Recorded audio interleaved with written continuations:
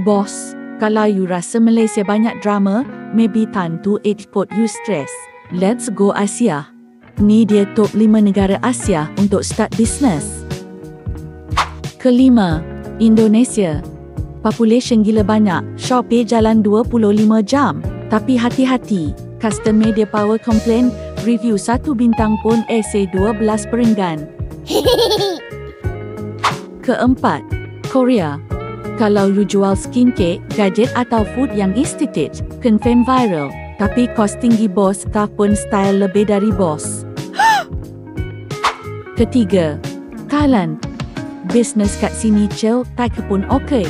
Tapi jangan jual benda pelik, nanti tukar dari bos, jadi viral meme. Oh yes. Kedua, Vietnam.